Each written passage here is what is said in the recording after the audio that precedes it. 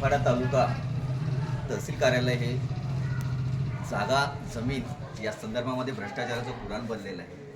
खोटी दस्तऐवज सादर करून गोरगरीब आदिवासींची जमिनी कशी लाटली जातात त्याची अनेक उदाहरणं या मोखाडा तहसील कार्यालयाच्या माध्यमातून उघडकीस झालेली आहेत, परंतु अद्याप कुणालाही न्याय मिळालेला नाही. एक गोरगरीब आदिवासी राजूभाऊ मालक याने गेले 2-3 महिन्यापूर्वी एक अर्ज दाखल केलेला होता का माझ्या जागेमध्ये खोटे दस्तऐवज सादर करून खोटी नावं लावलेली आहेत वारस हक्काने.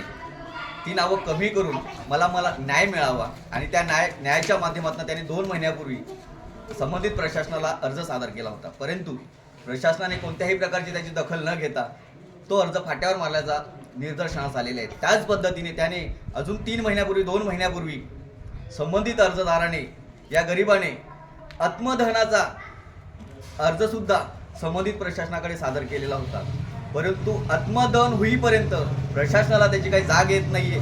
आज त्याच्यावरती आत्मदहनाची वेळ आलेली होती आणि तो स्वतः त्याच्या कुटुंबासमवेत येथे आत्मदहन करायला आलेला होता, परंतु त्याच्या बाकीच्या सजग नागरिकांमुळे त्याचा जीव वाचलेला आहे.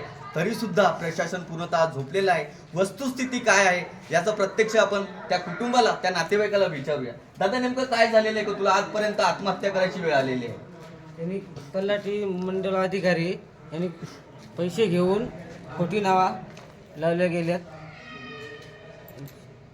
तुम्ही किती महिने झाले अर्ज दिलेला होता प्रशासनाला? 2-3 महिने झाले. तोपर्यंत तुमची काही चौकशी, तुम्हाला बोलावलं वगैरे काहीच नाही? काहीच नाही. 2 महिन्यापासून हा गरीब आदिवासी कुटुंब समावेत का मला न्याय मिळावा म्हणून अर्ज सादर करतो आणि जर मला न्याय मिळाला नाही तर मी कुटुंबासोबत इथे आत्मदहन करेन, एवढं प्रशासनाला पत्र देऊन सुद्धा प्रशासनाला त्याची जाग येत नाही.